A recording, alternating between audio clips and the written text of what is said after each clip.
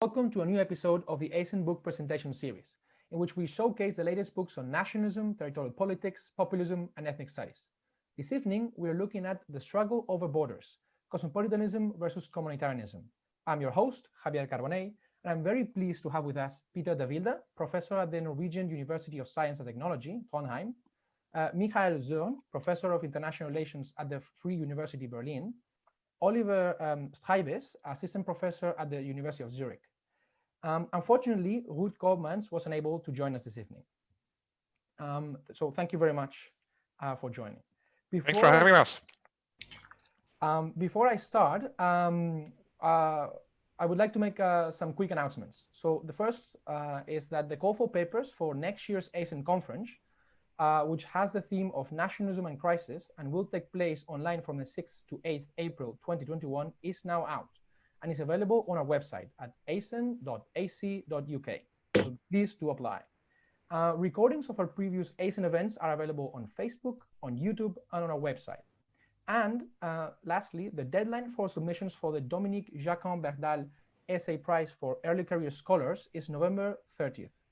More information, as ever, is available on our website. So on to the main event.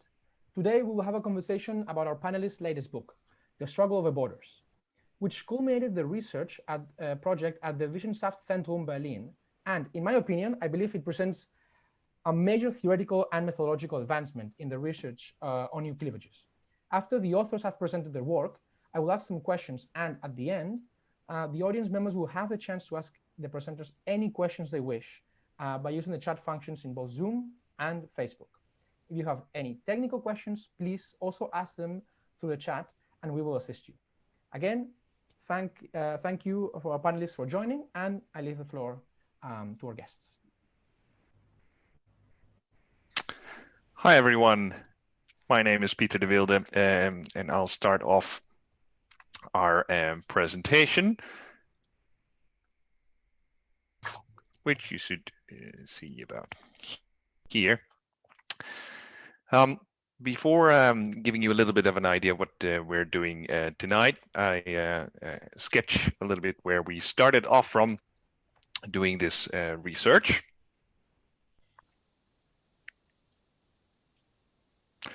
All right, so our observation was that there was an increasing discussion in various disciplines, actually in political science and sociology, about the emergence of a new cleavage, political cleavage, splitting societies in Western Europe, where we, with the argument that there are opponents and supporters of globalization. Now, the central argument in the literature, at least in our reading, was that the key issues that this cleavage evolves around are immigration. Should we welcome immigrants? What to expect in terms of integration once they're here? How liberal and welcoming should refugee policies be? And European integration around the European Union. Should we be a member of this international organization, emerging federal, quasi-federal system in Europe or not? And if we are a member, do we want it to become, do we want the EU institutions in Brussels and elsewhere to become more powerful, or do we want to take powers away from Brussels back to the nation states? The two sides here have been described with using various terminology. Famous from Lisbeth Hoge, Gary Marx, and co-authors is the Gal-Tan distinction, where Gal stands for green, alternative, libertarian, and Tan stands for traditional, authoritarian, nationalist.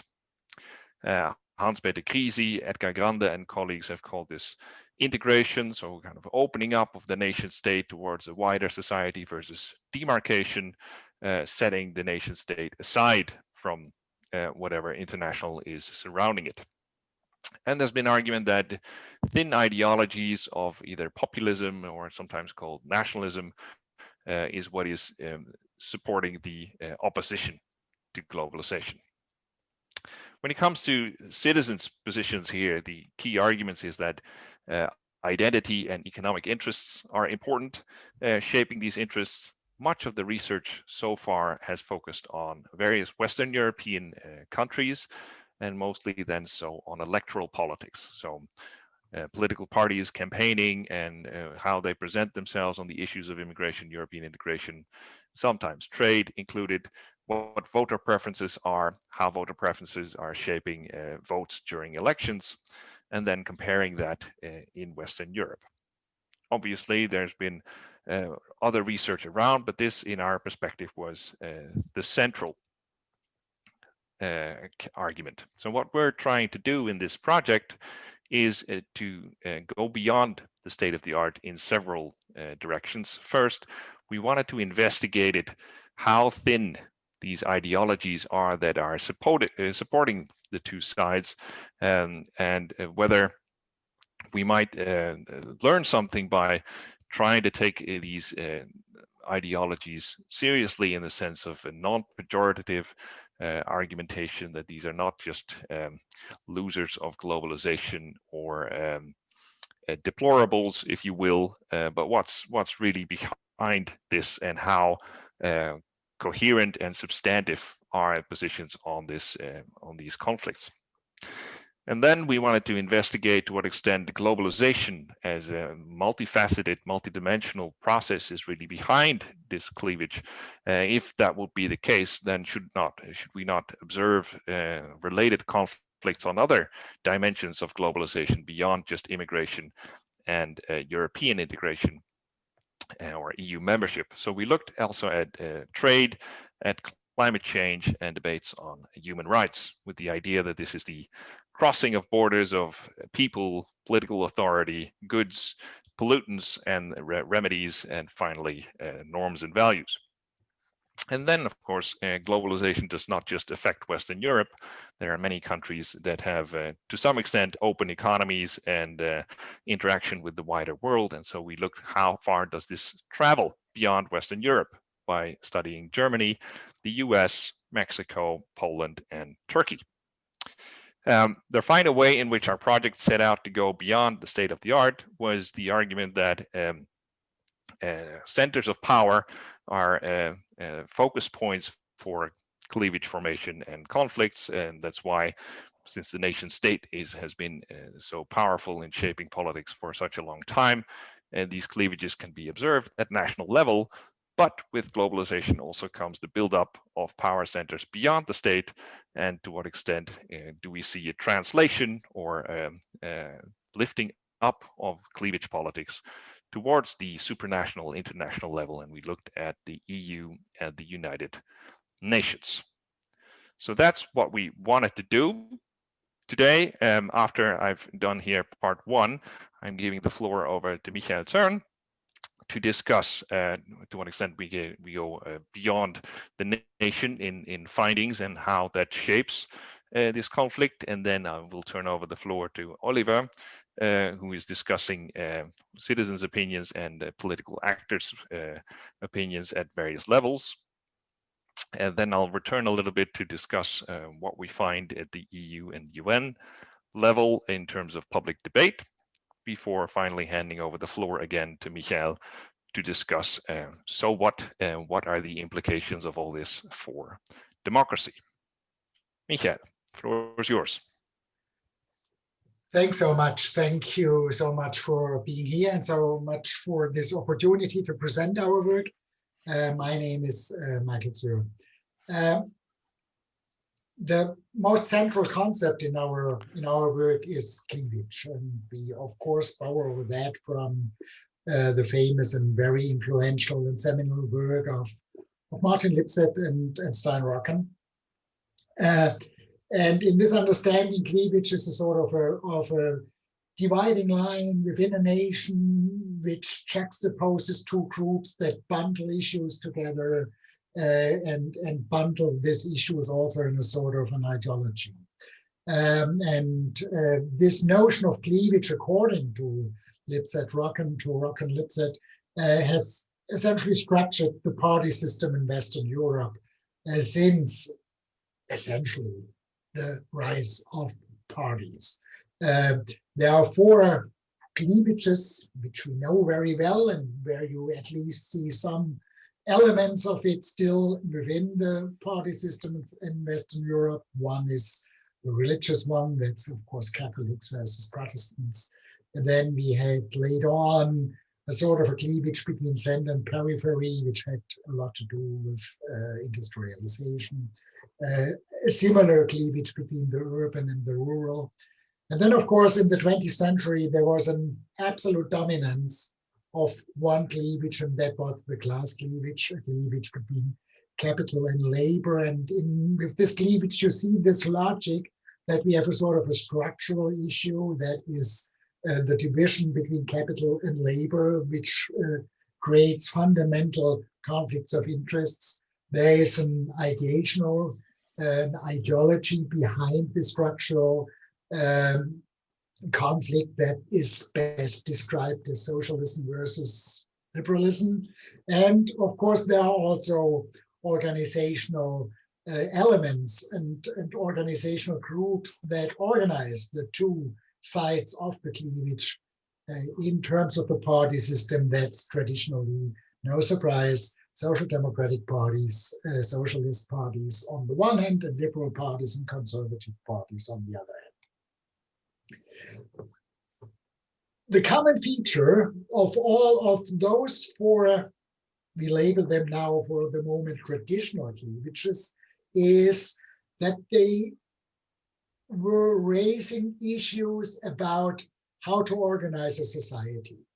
What kind of national policies do we want to have? Do we want to have free markets, or do we want to have a strong state intervention? It was very much cleavages about the order within national political systems. This new cleavage that is, in our view, increasingly visible over the last two decades is in that respect quite different. It is not so much about order within nations, it is very much about the borders of political communities. It is very much in our way of our conceptualization, it is very much about three fundamental issues, and that is, on the one hand, the issue of open versus closed borders. We put this in a dichotomy, but of course, that's a continuous category. But it is decisive that it is not only about immigration or trade or capital, it is the general issue: how open or closed do you conceive borders? And as you can see in this cleavage, most who are in favor of closed borders, let's say regarding immigration, tend also to be in favor of closed borders regarding trade. So there's a sort of bundling to that. The second issue, Peter mentioned that already, is: are you in favor of international institutions? Are you in favor of delegating some authority beyond the nation state, either to the EU, but to some extent also international institutions? Or do you emphasize popular sovereignty? That's the second issue. Again, it's essentially a question about the border. In this case, it is about borders of political communities. And the third one is also more about borders than about orders. It's more about the question who is in and who is out. And that is the question: are political groups in favor of cultural pluralism? Are they in favor even of multiculturalism? Or are they in favor of a strong will of the majority, and, as it is so nicely labeled in my language, of a light culture, of a dominant culture that is essentially decisive for the thing. And here, of course, we have the issue exclusive versus exclusive. It's also to some extent about borders. So in that sense, this new cleavage has this very specific feature that it moves beyond the nation, that it is not only a question of organizing a society, it's also a question about the borders of a society. And that, of course, has some implications, and I end here for our study. One has already been mentioned. Yes, we do compare nations, we do have a classical comparative approach, but we also take into account the organization on the transnational level and on the international level. So we also look at the European Parliament and the United Nations General Assembly in our claims analysis. But in the elite survey, we also have some secretariats of international organizations as part of the elite survey. So, I mean, in that sense, we compare nations, but we also go to the transnational level. And finally, as a last word, the fact that this is a struggle over borders and not a struggle over orders is one that also brings us to use a somewhat different terminology in order to describe the ideologies behind the two positions. And we label this cosmopolitanism, which is, I think, quite acceptable and quite accepted, because it is essentially this notion of a world with at least loose borders and where each individual has rights on a universal scale. That's the cosmopolitan position, which goes with open borders, with supranationalism, and with cultural pluralism. And then on the other hand, we label the counter position communitarian. We know that there are some problems and some misunderstandings, because we do not want to say that communitarian theorists are supporters of the authoritarian populist parties. That's not our point. But the point is that this argument, you need to have first a community before you can have anything else. That is very much in relation to this counter position, which emphasizes the importance of borders, which emphasizes the importance of popular sovereignty and also of a natural culture. Therefore, we label the new cleavage as one of cosmopolitanism versus communitarianism. Dot. Okay, thank you, Javier, also from my side, from having us here. My name is Oliver Strijbis, and I will talk now about what we do empirically. So what we want to do empirically is explain positions, attitudes, identities that that fall into these boxes of cosmopolitan or communitarian ideologies. And we start out with what I would call is the standard explanation in this field, which is an explanation of economic interests. Here, the idea is that some actors, they have an interest in open borders. They are the cosmopolitans because they are positively affected by globalization in material ways. While there are actors that have less of an interest or no interest in this large trend of globalization because they are negatively affected by this social revolution. For example, owners tend to have more interest in globalization than labor, people depending on labor. Large businesses usually prefer globalization relative to small businesses. The export-oriented sector, of course, is dependent on open trade open trade borders, while domestically and maybe protected sectors are not. And what I think is most investigated with relation to this question is the premium of high-skilled workers in the context of globalization relative to low-skilled workers. However, we try to go beyond this standard explanation with two other explanations, and one is a cultural explanation. So there we argue there are also cultural roots of cosmopolitanism and communitarianism. Here, the relation, of course, is more to norms than to preferences or economic preferences. Cosmopolitanism is related to this idea of universal humanitarian norms, and communitarianism more to this particularistic cultural attachments and solidarities.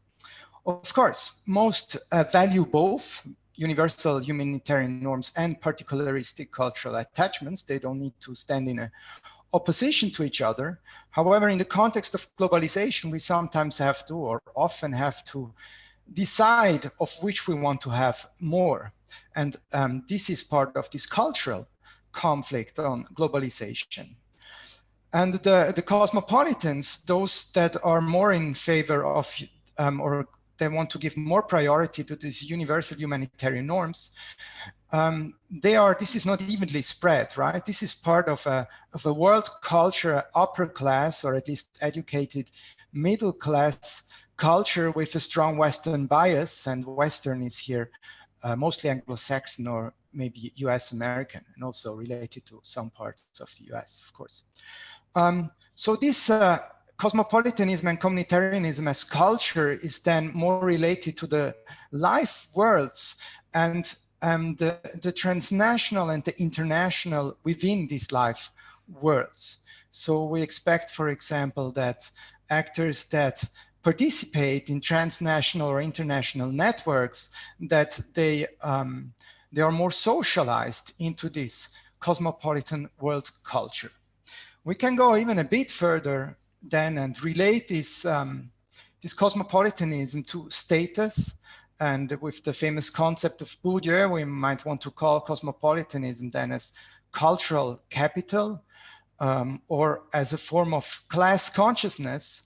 And to put this with the somewhat provocative sentence of Calhoun, it can be called the class consciousness of the global travelers. What I like about this is it's actually not only about the international elites, it's also other individuals that travel often, that are more socialized into this culture, such as migrants. There is a third explanation for variance in attitudes, positions, preferences, identities related to cosmopolitanism and communitarianism. And this is a political logic. Here, this conflict is one over decision-making power. So with globalization, social and environmental challenges have shifted to the global level, and it makes lots of sense to then address these problems, or maybe they can, many of them can only be solved at the global level. However, at the global level, we don't have yet the same standards in terms of accountability that we used to have at the level of the nation state with elections and directly elected parliaments. So while the two also do not have to be in direct conflict all the time, again, there is often, we have to choose if we want to have more of the former or of the latter. And this is what is in a political logic at the center of this conflict. Now with globalization, political decision-making power moves from national parliaments to also to executives, but mostly then I think the shift is clearest that it shifts also to supranational organizations, intergovernmental summits and bodies and regulatory agencies. So the actors that are related or positioned in one of these two camps, they also have different interests with regard to shifts in decision-making power. So for example, supranational executives, global business leaders, experts, and so on, they are empowered by globalization, while nationally elected MPs are not. And therefore, we would expect them, according to this political logic, to be less in favor of cosmopolitanism, of globalization. Now, so we wanted to go beyond this economic logic, which I think is the standard. Of course, others, and we rely heavily on them, have put forward some cultural and political logics behind, but we take this and try to investigate also these explanatory theories empirically. And in order to do that, we also want to go beyond political parties mostly. I mean, most part of the cleavage literature is related to parties. However, so if power shifts from national parliaments, we also have to investigate other political actors. And since populists claim that with globalization, there is an antagonistic relationship between the people, and populists think of the people as a homogeneous body with homogeneous preferences. And they think of the elite as also such a homogeneous group with the opposite preferences, the elite with cosmopolitan preferences and the people with communitarian preferences. So here we want to investigate if populists have a point in that, if there is some reality behind this rhetoric, to what extent there is, and then of course, if yes, why? Right, so again, this is related to the globalization conflict, and we look here at immigration, trade, supranational integration, and climate change. We conceptualize elites as individuals who possess the resources to influence important political decisions, not only at the national level, but also at the supranational, the global level. We study elites, and this is basically the clue of our empirical analysis. We study elites with an original international elites survey in all 5 countries, plus at the European level, EU level, and the global level. And we investigate 12 different sectors, so not only politicians, but also, for example, elites in NGOs or in administration, the army, and so on. And we asked them the same question that were asked in mass surveys in these countries, and mostly in the World Value Survey. So then we compare the preferences of the elites with the preferences of the masses, because we asked them the same questions. And we did this on these four issues, and here is just one example. It's on supranational integration. If people have a preference for shifting decision-making power to the supranational integrations, so it follows mostly this political logic or not, and what we see is that elites are systematically more in favor of the cosmopolitan position here of shifting decision-making power to the supranational level. But we also see this for the other 3 items.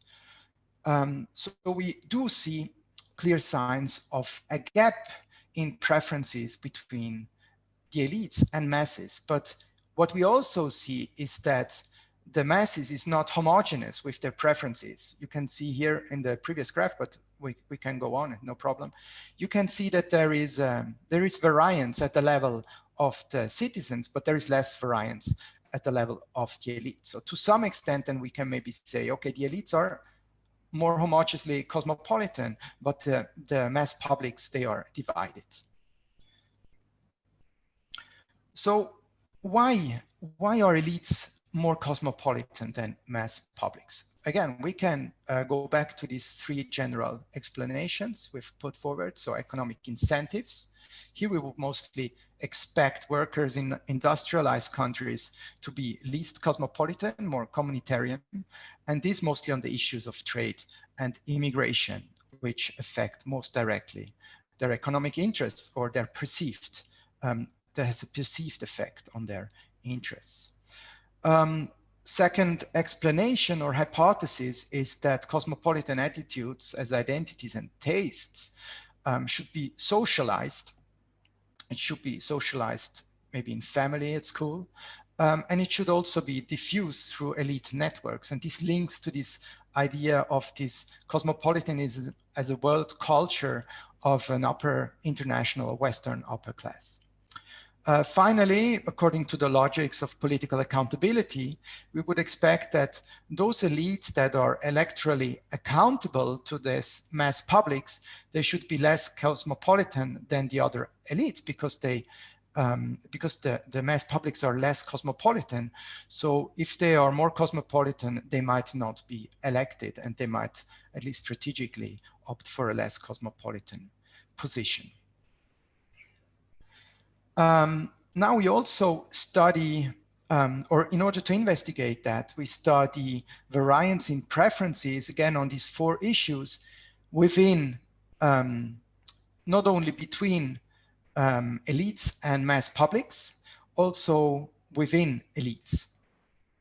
And I give here just one example of such an analysis. We look here at immigration preferences, and this was quite a large model in the book. So I visualized that with a simple coefficient plot.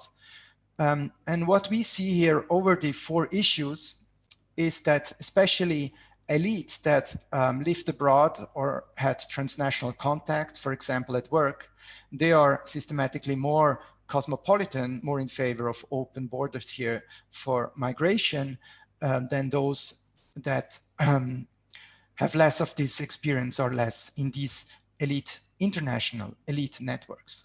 Also, we see clear signs that socialization matters, because it matters less in what sector people work. I've chosen here business sector, trade union, and political sector.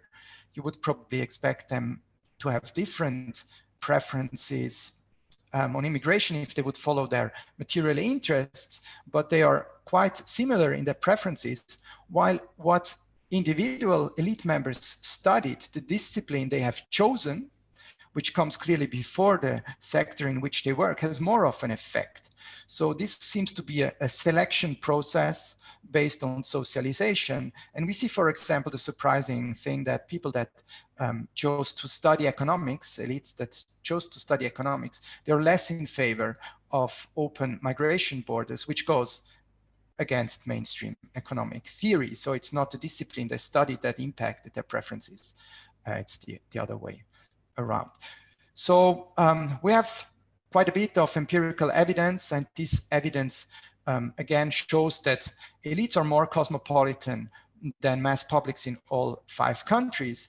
But in opposition to what populists say, the masses are divided on these issues. There is also a large bulk, of course, of citizens in these countries that also have cosmopolitan preferences, and it's not only the elites. So if elites are more cosmopolitan than masses, it's on average. Economic incentives could not explain so much who adopted more cosmopolitan attitudes. It can explain some variance on trade, but not much on the other issues. Political accountability also had little effect, although I must say this part of the study is maybe a bit less efficient in testing this hypothesis. Pieter has some better data. He will show something, I think, later on that. So we don't find much of that, but it has to be taken with a grain of salt. And our strongest finding is that cosmopolitan attitudes are probably best explained with socialization and with transnational experience. And I think this fits mostly the cultural explanation of cosmopolitanism. Cosmopolitanism seems to some extent be something called cultural capital.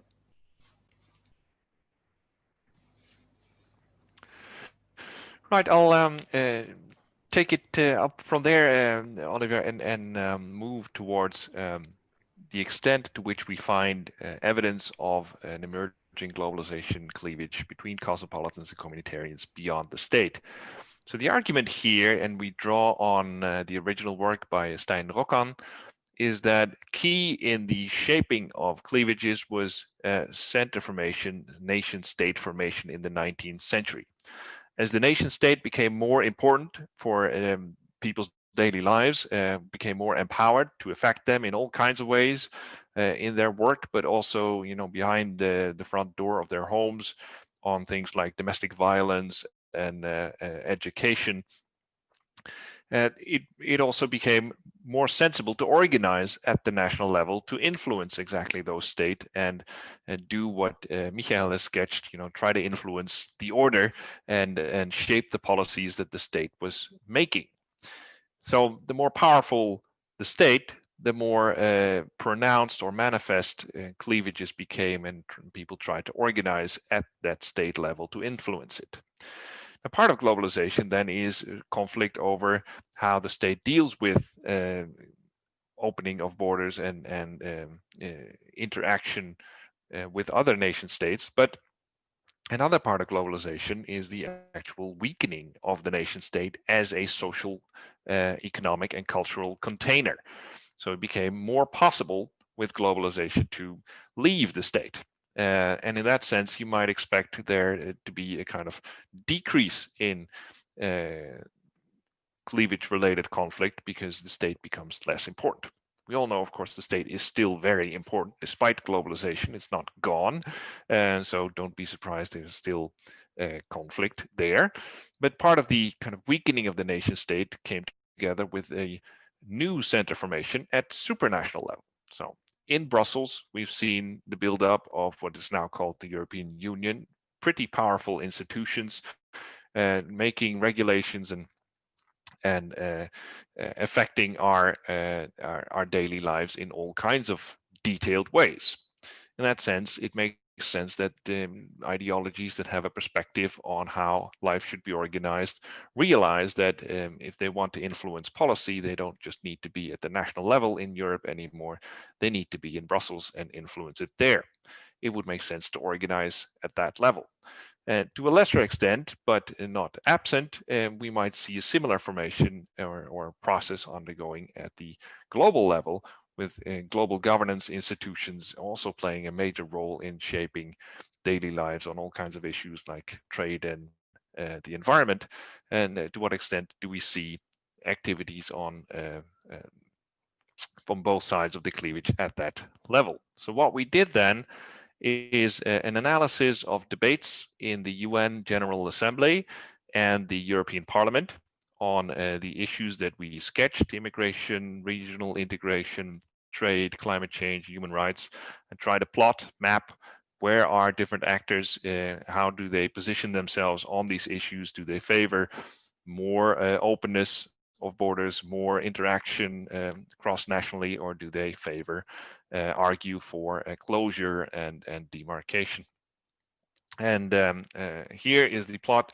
This is from chapter 6 in the book that we found from the UN General Assembly. And what you see here are a couple of black dots with small C's behind them. They are the closure poles of issues. So you see on the top these CCC, this is the argument against climate change, and then on the left you see the TC stands for advocating closure on trade, and the migration opposition, regional integration closure, and human rights closure are the others, in a kind of concentric circle around the center where you see a lot of open white dots. These are individual countries, and the other black dots, which are the pro-integration poles. How do you interpret this? Well, first of all, the argument on the pro-cosmopolitan side for opening up is more coherent. States that present themselves in the General Assembly to advocate in favor of migration tend to also be the same states that advocate opening up in terms of trade and imposing or enforcing human rights across the globe. Whereas opposition is more dispersed. States that are against human rights enforcement across the globe do not necessarily also oppose migration and free trade, and vice versa.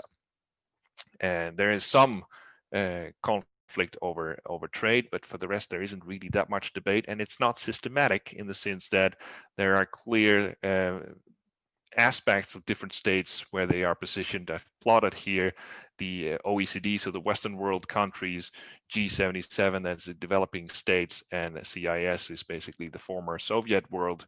They're not really that far apart. It is not a clear conflict between groups of countries in that sense. So why don't we find a clear opposition to globalization here, and why is it not that coherent? I'll come back to in a second, before or after discussing what we found in the European Parliament. Now here, another graph from the book, chapter 6, is the same kind of analysis as I just presented for the UN General Assembly, but now for European Parliament debates. So here we see a picture that is more reminiscent of what we've known from the national level, namely that conflicts over globalization tend to be two-dimensional. There's one conflict about economic globalization centering around trade, where you see on the left in the middle of this graph the TC, the closure on trade pole, and on the right the TO, the opening up on trade pole, in a more or less horizontal line. And the vertical line depicts is centered around migration and regional integration and climate change. And what you see here, again, the bigger dots are the party groups in the European Parliament, is that there's a clear dominance of cosmopolitan voices, mostly on the cultural dimension, with most party groups, the Greens and the Social Democrats and the Liberals at the kind of cosmopolitan extreme.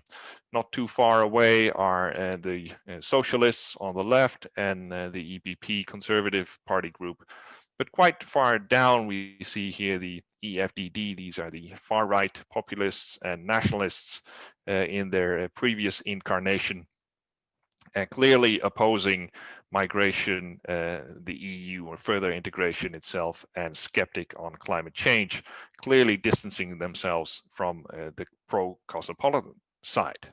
So, how can we explain the difference between what we found in the UN General Assembly and in the European Parliament? And well, that's only preliminary argument here, but we argue that first of all, a key difference between these two forums is that the European Parliament is directly elected, whereas delegates in the UN General Assembly are appointed by member governments. So it's a further chain of accountability, which also creates more freedom for these delegates to deviate from public opinion. They won't be published or punished for it. And the second argument that we make is that the European Parliament has a component of proportional representation. So from each member state of the EU, there are multiple members of the European Parliament sent to Strasbourg and Brussels to participate in the European Parliament. And that allows for smaller parties, which tend to have, at some point have more communitarian voices, to also send their delegates, and not just the biggest mainstream parties that are most prominent in government, to send delegates. So our argument here, then, if you follow through, is that democratizing global governance in the sense of increasing or enabling elections and more proportional representation is likely to bring stronger communitarian voices to the international level. At some point, advocates of cosmopolitan democracy, so a kind of multi-level world government, might have to face a choice between either cosmopolitan global governance or democratic global governance. Michael.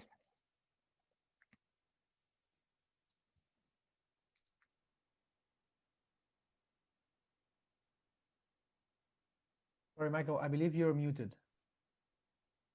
Michael, Michael, I think you're muted. Yeah, I was still impressed by Peter's final sentence, and I'm still thinking about it.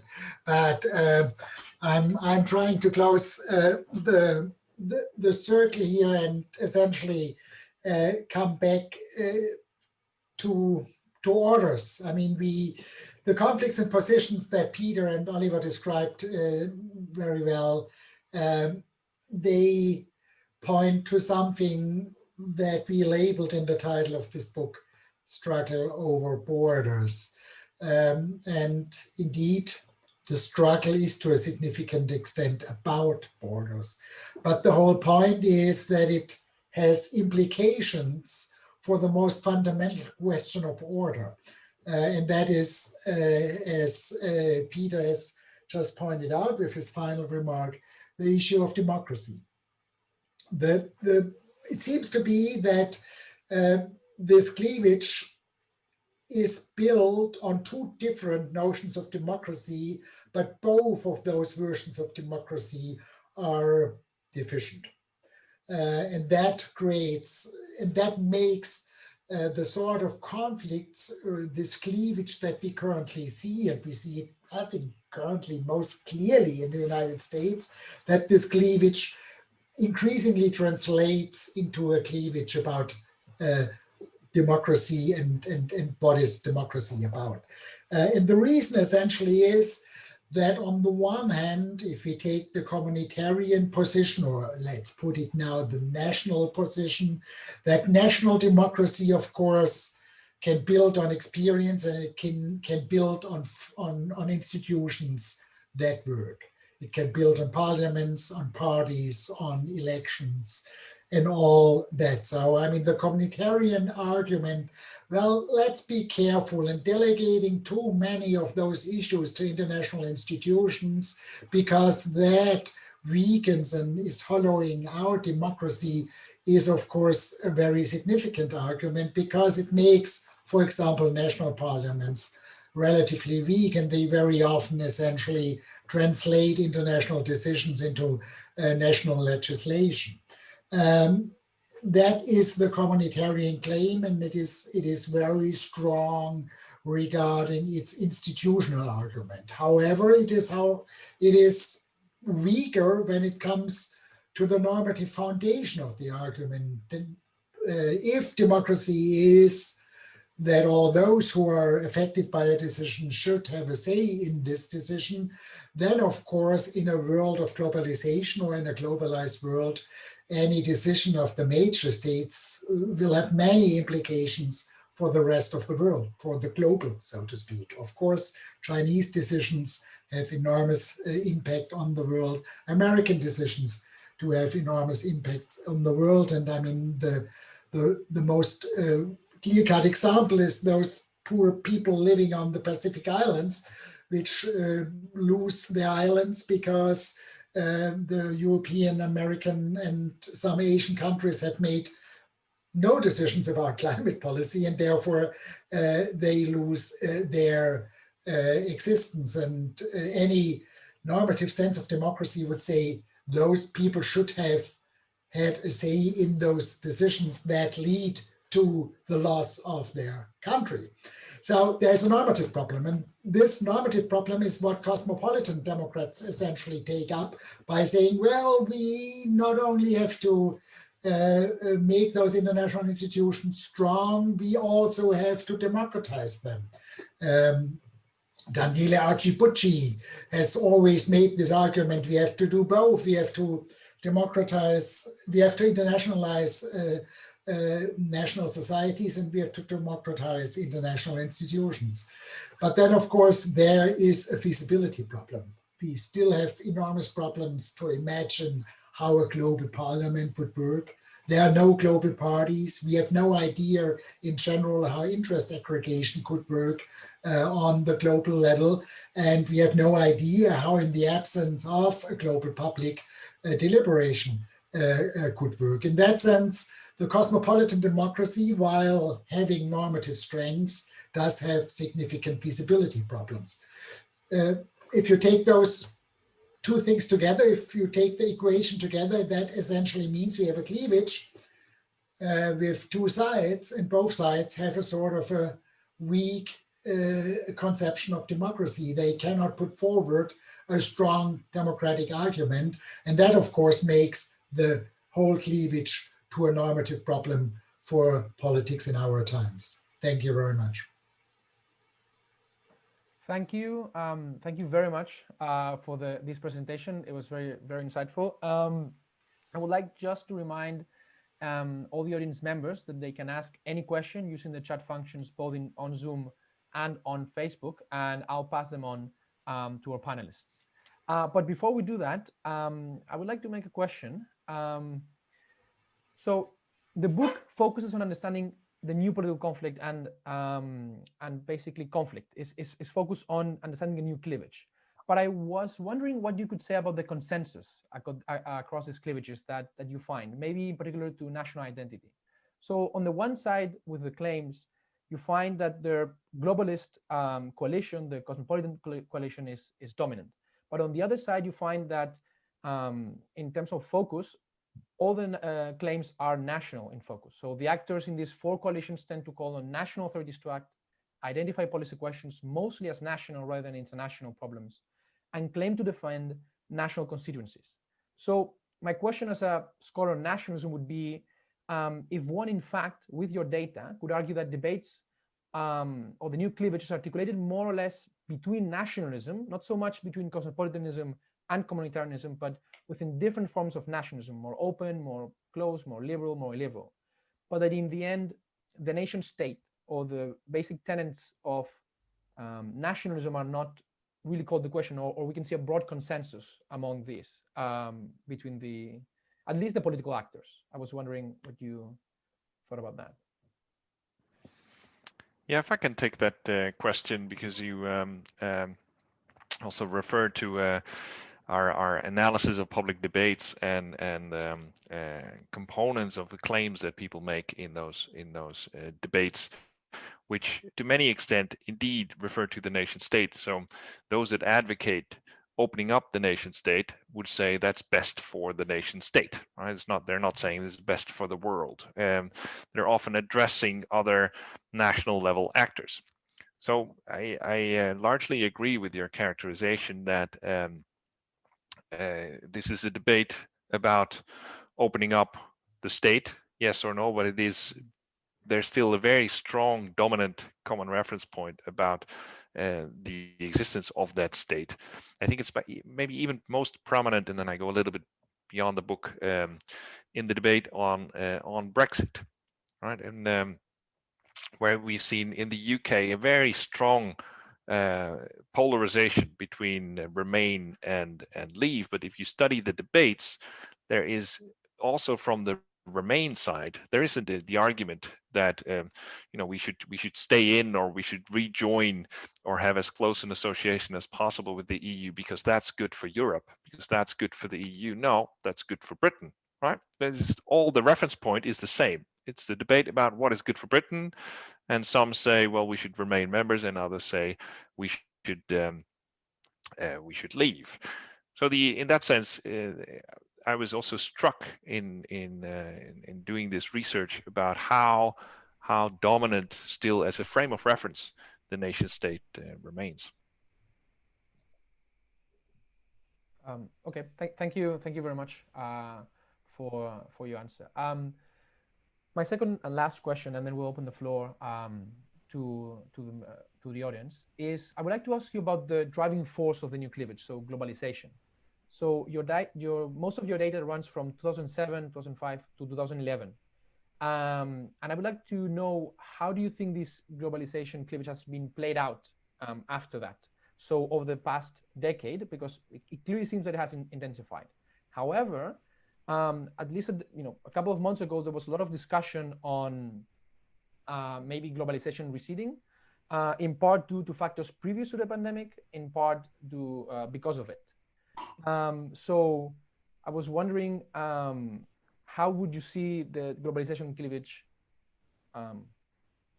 evolving, and to what point, if globalization changes or shifts or recedes, what happens with all the other driving forces of this new cultural cleavage that are pointed out by other scholars? So I'm thinking about advanced capitalism, a mature welfare state, digitalization, climate change, the transformation of the role of the women's society. So is globalization the overarching force driving all of this, or are these to a point independently producing the same cultural cleavage? And yeah, how would this evolve after your, what do you think, how it evolved after your data? If I may, or Oliver, I mean, you are asking an extremely good question. Thank you very much. And to some extent, probably we won't agree in responding to your question, because they reach already to some extent beyond our common study. I mean, regarding globalization, on this issue, if you look to this Zürn data about the development of globalization, I mean, it's true that the rise has slowed down even before Corona crisis, but I mean, there is still growth, there is still more globalization, and it is not going back or something like this, at least if you look to this data, which goes close to 2020. And that, of course, raises the question, what will Corona do with globalization? And there are, of course, different positions, and many people begin to think, is this the end of globalization? Will people finally realize that they want to have some things closer to home and not produced in China or whatsoever? I mean, here I personally have my doubts, because I mean, when this crisis is over, and let's assume it will be maybe over at the end of next year, then people will look at their budgets, and the states will look at their budgets, and then they will see that Germany is probably then not much below Greece before the financial crisis, and that will be the moment when people will start to think how to save costs. And in that sense, I would be very surprised if after the end of this thing we see an end of globalization. We will have some specific measures regarding maybe health policies. And clearly we see a digitalization with maybe less traveling, but the digitalization will be also used to communicate across national borders. So in that sense, I would have my doubts that we see the end of globalization. In any case, empirical data state tells us that it didn't stop in the years between 2010 and 2020. And if I may add one point to Peter, I mean, I personally still would argue it depends a lot on the issue, right? I mean, with respect to Brexit, Peter is completely right because that was a national decision. But I mean, when we talk about what needs the EU to do in the corona crisis, I think there's quite a lot of talk about what is good for Europe. If it comes to the debate whether climate policy should be decided on the global level or on the national level, the cleavage is reproduced. And if it comes to the question whether we should have trade regulated by international institutions or by national institutions, the cleavage is reproduced. So, I mean, I think there are some cases where we have sort of agreement that that the debate takes place on the global level. I would agree with Peter, it's the minority of the issues. And probably the majority of the issues is on the level of the nation state, but there are a significant amount of issues where the cleavage is essentially about this issue. And in the end, the cleavage in Brexit is also about this issue. I mean, where should the decisions be made, on the British level or on the European level? And yes, even the Remain people said, yes, it would be good for Great Britain if it would be made on the European level, but it's still the argument that it should be made on the European level. Can I also jump in on that? Of course. Because I understood like two questions. One is how sure we actually are, even in the book, that this is driven by globalization and not other macro processes. And the other one is more about the future. So I want to answer also on the first question, and we elaborated on that with Bernhard Wessels, and we looked at globalization indicators and how they would affect the attitudes of specific individuals of which we would expect that they are most affected. And we did find, so this was cross-national, but it was multi-level. So we tried to identify the causal effect mostly by going down from the macro level to the individual level and look at specific groups within society. And we did find that globalization, or some features of globalization, are driving these attitudes, at least of the public masses. Also with Peter and Joshua Helmer, we have a more qualitative, more small end study looking also at variance in levels of globalization and its effect on electoral linkages, and we find something very similar.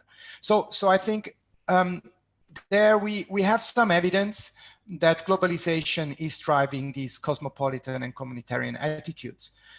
About the future, I just want to bring up that I think, okay, what we see in the corona crisis is how powerful the state still is. At least the state can make decisions. Whether the decisions really impact so much everyday life of the people, especially talking now in Switzerland, is less clear, I think. We are so affected by the decisions made by the surrounding countries. But corona crisis is more as a cultural phenomenon. It's a global experience, I think.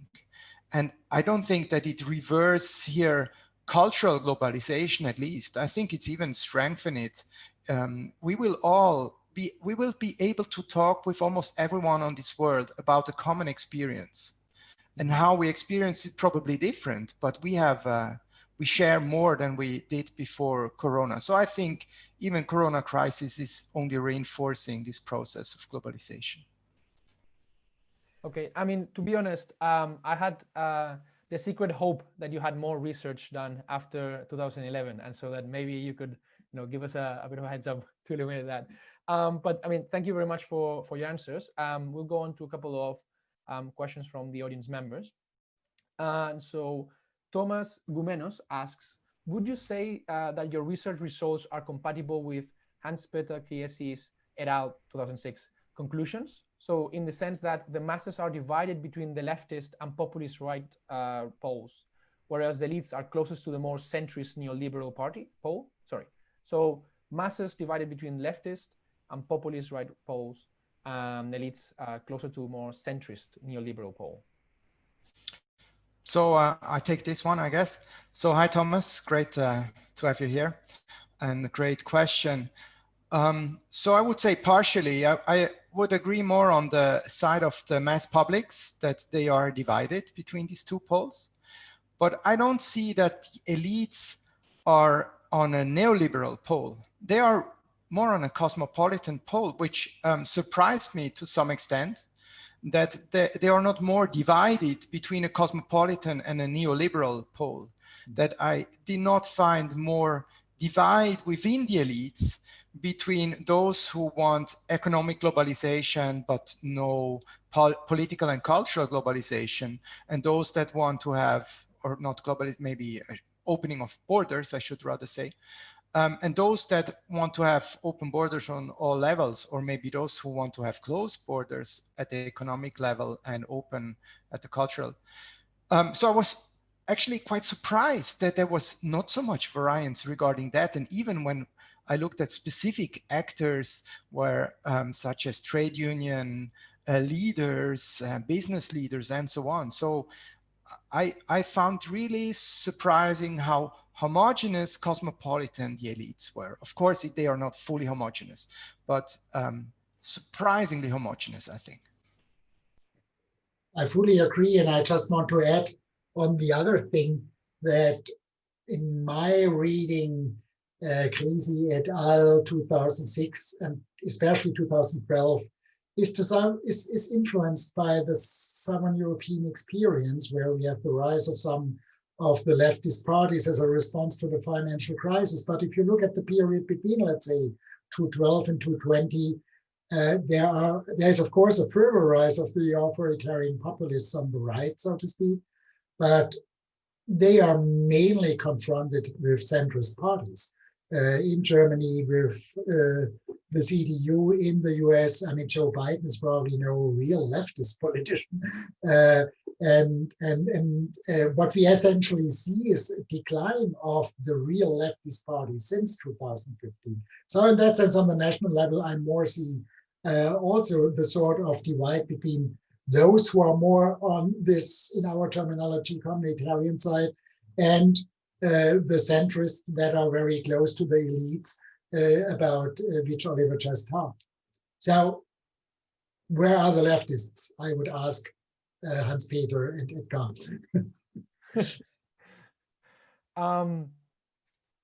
So we have another question by David. So this looks like a pretty fundamental division in society. Doesn't that suggest that a pretty negative outlook for the future of good social relations? So how would you go about bridging this gap, this polarization between these sides on this new cleavage? Both, I mean, I think the question would be both empirical, how do you think it is, and normative. Because you mentioned the problems, Michael, of both cosmopolitan and communitarian, but what about middle ground positions? Are they, or what could we explore there? Peter, if you want, you can go first, because but I can start out. I can give you some time, because I wanted to say something about what I think is a major change between the time that we did the analysis and more recent developments is coming to power of some more anti-globalist or communitarian forces, for example, in the US, in the UK, and in Poland. And the polarization dynamic that this creates, in the sense that, and I'm now advertising Michael's latest special issue, a kind of cosmopolitan backlash, right? So we had communitarian backlash when the governments were pushing a globalist agenda. When you get governments pushing a communitarian agenda, you get a cosmopolitan backlash. The pro-European movement has never been as powerful as it has been in post-Brexit, the UK. So there's this kind of dialectic going on in that sense, and the extent to which sides mobilize and radicalize depends on where the government is pushing. But I think a common misconception about the literature on cleavages on the one hand and public debate on the other hand is that for a political cleavage to exist doesn't necessarily mean that everything in politics is all of a sudden organized around this one dimension of conflict, and that everybody is in one of the two camps and the middle is completely depleted. That would be an over-exaggeration, or the nice kind of black and white stories that make it in the media, but that cleavage literature doesn't presume. So the argument that there is a cleavage or a cleavage in the making should not be lifted to the level that all of a sudden everything is organized along one dimension and everybody is either a cosmopolitan or a communitarian. That would be an over-exaggeration. And what I think we map in the book is there's still a lot of jockeying around, right? The people are positioning themselves and there's movement there. And it depends also on what is current in the particular political situation. If you look at the extent to which the EU referendum, for example, in the UK has generated discontent and polarization within that society, it's huge. But it was the same in 1972 here in Norway when they had a referendum on membership about the EU and there was a no decision. People got divorced over the issue and it ebbed away afterwards. So these things come and go, and the salience or the extent of polarization might be very fierceful at some point, and then a couple of years later become less. So this is also something that shows when we go a little bit beyond Western Europe, where you see some of the elements like strong elite consensus that Oliver sketched is very similar. But on the other hand, there's not the kind of similar linkage on communitarian mobilization that we know from far-right populist parties in Western Europe, for example. So there's still a lot to explore and diversity over time and across countries and across issues that we've only begun to start mapping here. And on the normative side, let me just add, I probably would argue, and that is very much in line with Steinrock and the other great Norwegian, that cleavages are not something bad. I mean, we started out with this history of cleavages, and it tells us it has been a permanent feature of all Western societies, and it's probably very hard to imagine an open society without conflicts or without cleavages. In that sense, the first argument would be, no, it's no problem. It's very hard to imagine that there is a society without any cleavages. That has something to do with the sort of dialectics that Peter was talking about, that every movement, to cite Newton, creates its counter movement. But then again, I mean, I have to admit that it is somewhat hard to imagine that that the global world can solve its obvious problems if we are permanent having a struggle with the Trumps, Orbans, Bolsonaro, Erdogans on one side and the rest of the other side. I mean, that does not look like a very efficient way of moving forward and handling the problems of world society and the globe. In that sense, of course, there is an element of a threat in this specific cleavage, but cleavage as such seems to be quite normal. So, but I mean, maybe we are wrong and it does not turn out as a long-term cleavage. Maybe we live, it will turn out as a backlash that is over after 15 years or so. Maybe it turns out that it points to the end of liberalism, this cleavage, and the wrong side will win. I mean, sorry for this normative statement, but maybe it is a cleavage for the next 50 or 16 years. And then the question is, as it has been with all cleavages, will societies be able, will we be able to develop and identify mechanisms with which we can civilize the cleavage? I mean, why we lived so well with the capital labor cleavage in the second half of the 20th century is essentially because we were able to civilize it. Thank you very much for these insightful answers. Let's go on with the questions. There are a couple more I would like to make. So the first one is by Camille Cheaheb, and she says, I think it's a question directed to you, Michael. I have a question regarding the statement, democratizing global governance make it less democratic. So if the panel could expand on this idea in the notion of the context of Europe and international relations. That was Peter's statement. Oh, sorry, apologies for that. The argument is not that democratizing global governance makes it more democratic. The same question, so now. The argument I was trying to make was that from the analysis that we did on what's going on in debates in the UN General Assembly and the European Parliament, we theorized that once you start democratizing these forums in the sense of bringing in more directly accountable electoral relationships and proportional representation, then you also bring in more communitarian voices.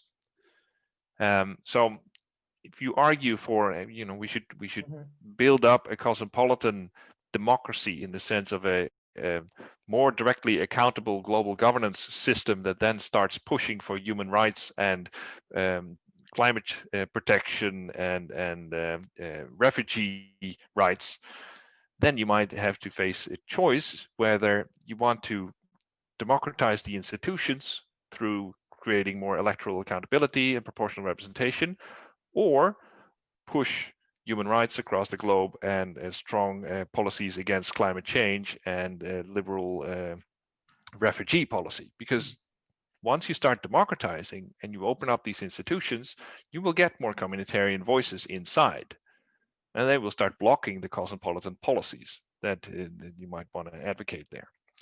Of course, this requires a lot of more logic. If you open up this institution and you bring in the voices, do they actually have the policy influence to change policies at those levels? That's quite some logic to go to, and we have a limited number of international institutions that we can possibly study and do this kind of analysis on, and we can't do the counterfactual. All these kinds of caveats need to be made, but that's the theory that we develop for how we can explain the difference that we find in the European Parliament debates from the UN General Assembly debates. This is democracy versus cosmopolitan policies. That's the trade-off I tried to sketch. Perfect. Thank you very much. So Luis Cornago asks, given that the mass seems to be pretty divided on these issues, what do you think that the implications of your research are in terms of the ability of parties to build electoral coalitions? So he's thinking particularly on the ability of mainstream left and mainstream right parties to build socially diverse coalitions within the context of these new two cleavages, or the economic and the globalization cleavage. Hi, Luis. Great to have you here. It's quite a while, but you could have asked the easier question, though, I think. If Michael, Peter, if one of you want to jump in on that, I have to think a bit. Okay, what I found very interesting is what the European Commission has recently tried to make a new pact that is tough on climate change and tough on migration. So try to find a majority that wants to kind of build up a fortress Europe, protect Europe from, or limit access to Europe from outside, and at the same time pushing for greener policies and global climate change protection, with the idea that you might find majorities on both of these issues and thereby occupy a middle position. I think it's very interesting, and it's a little bit too early to tell and see to what extent the Commission can push its Green Deal with the whole Corona thing messing it up. But the idea that it's better to take mixed extreme positions in a kind of common package than it is to take the middle ground on all issues. I think that's a very promising route forward.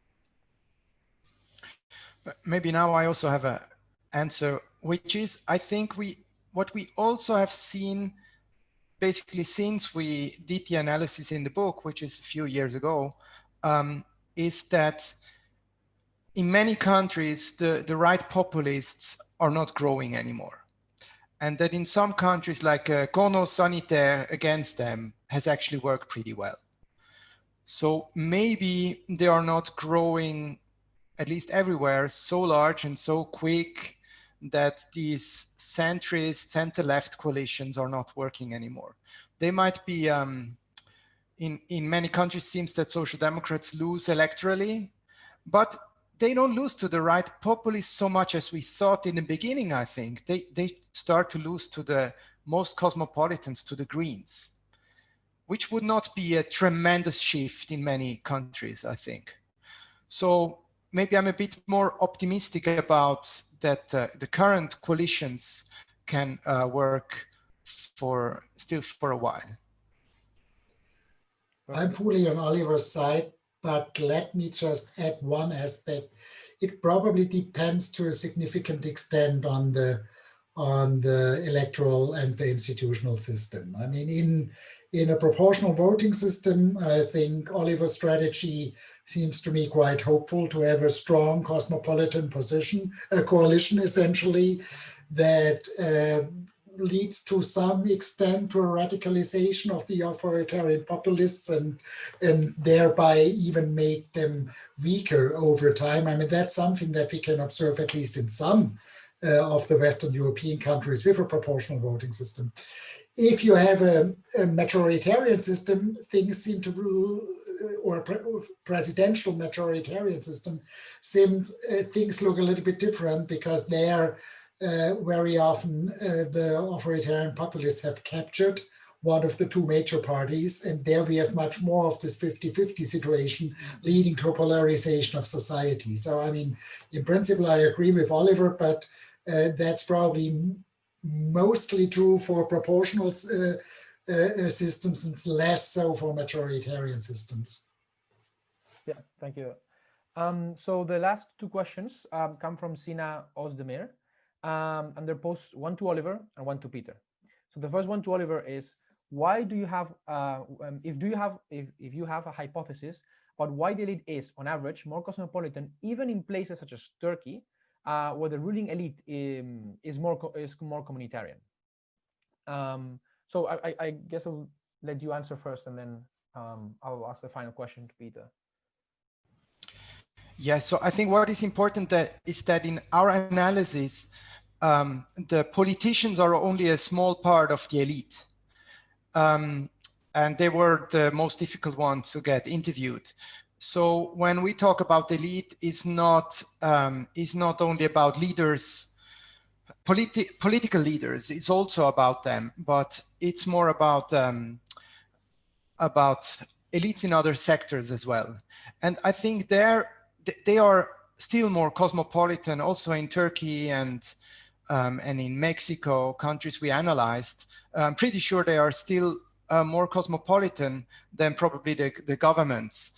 And so our explanation would really be because they are, in the context of globalization, they are within transnational global networks, and the norms, the cosmopolitan norms, I also personally, this is a normative statement, I think they are stronger than the communitarian ones.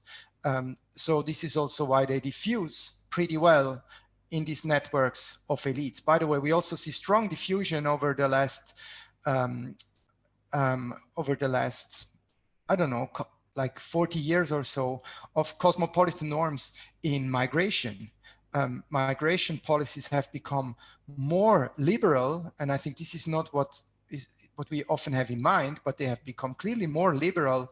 And the best explanation I've seen so far is actually because of diffusion of these cosmopolitan norms. So I would explain it this way. But I agree, I would expect now, if I would read you the analysis, maybe more a division within the elites, between the political elites and the other elites in some countries. Perfect, thank you. So the last question to Pieter. So Zina asks, what is the likelihood of finding closure arguments in political bodies that are a form of authority beyond the nation state? So I think she's thinking about the European nation or the UN, especially if communitarianism is a reaction to the liberal script or to cosmopolitanism. So if she asks if it's not more plausible to see such a position in the home field, for example, the national parliaments.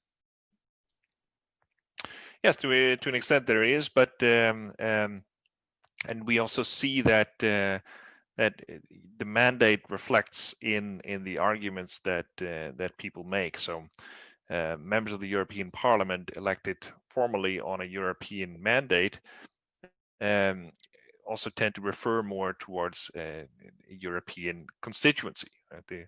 They're presenting their arguments as good for Europe, whereas the people with a national elected mandate present their arguments as good for the nation state. And here's a bit of a tricky thing, because the UN General Assembly consists of national delegates in a global forum. So they have the kind of split argument there. But I think it's there's an interesting component of kind of institutional possibility to design the arguments that people make by giving them a particular mandate, and that cultivates a particular frame of reference. But I didn't see in the analysis any objections of people to go against even the system that they have.